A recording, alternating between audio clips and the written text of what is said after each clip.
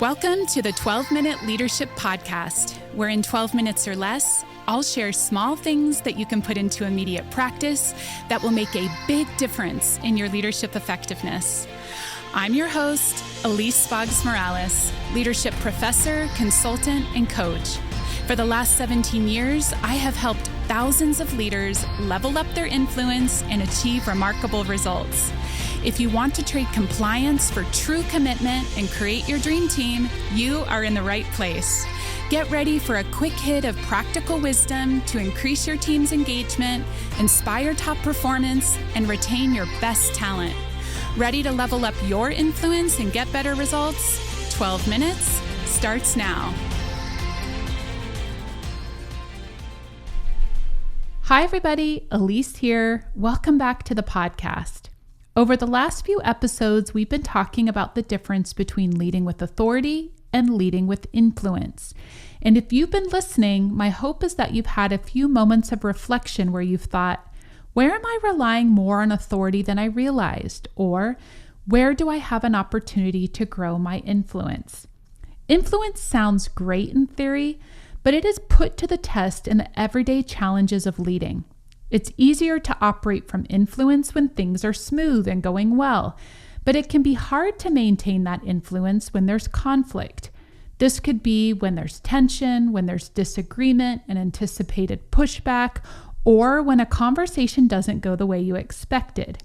And this is where I see even really strong leaders struggle, because under pressure, we default. We default to what feels natural, what feels efficient, what feels like control, and more often than not, that default looks a lot like authority. We get more direct, more rigid, less patient.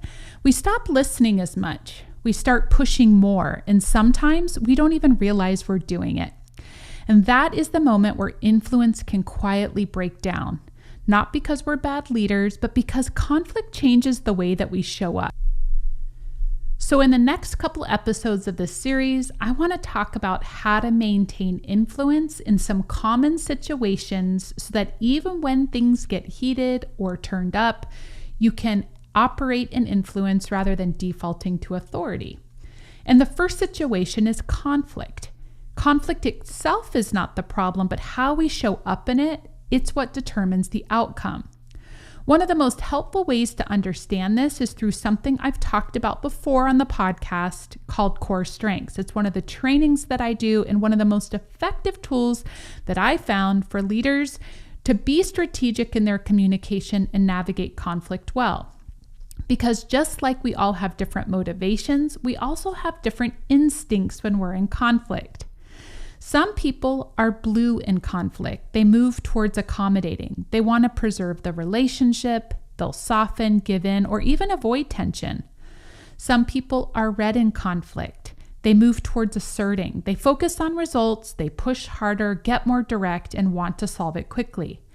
And others are green. They move more towards analyzing in conflict. They want to slow things down. They want more information, more clarity, and more time. None of these are wrong, but here's where it gets tricky. Under stress, we tend to overuse our default. And when we overuse it, we can miss the other person entirely.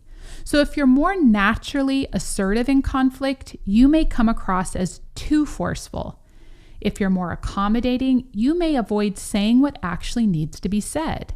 And if you're more analytical, you may create distance when connection is needed.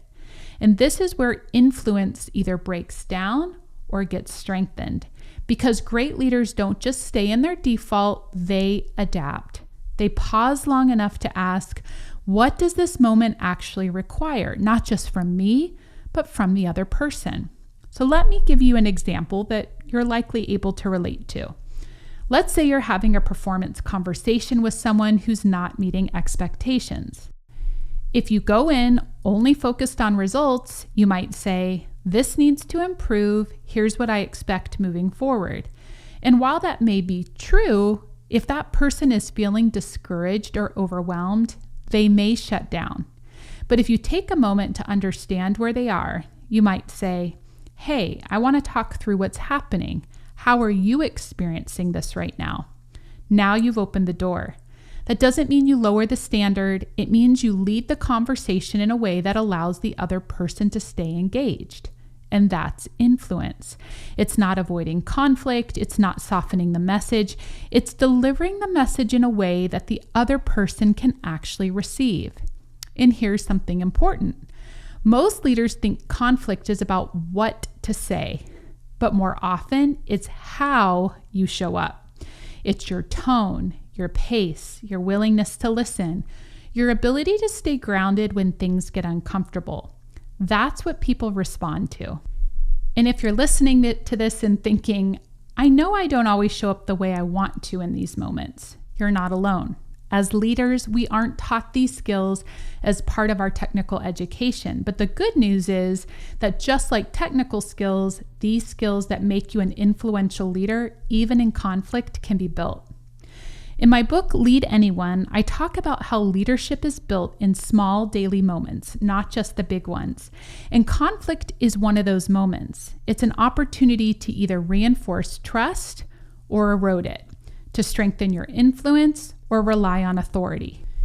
And most of the time, it's not about doing something dramatic, it's about small shifts. Pausing before reacting, getting curious before getting directive, listening before deciding. So here's one thing you can take with you this week. The next time you feel tension rising in a conversation, before you respond, pause and ask yourself, am I about to react from my default or respond based on what this moment actually needs? That pause alone can change everything.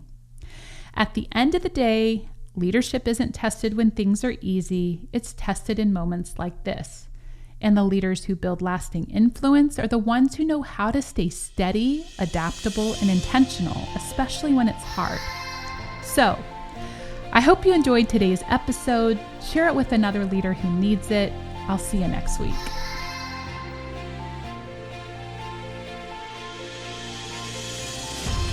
Like what you heard on today's episode and want to go deeper? Subscribe to this podcast so you never miss an episode. You can also pick up my book, Lead Anyone, on Amazon.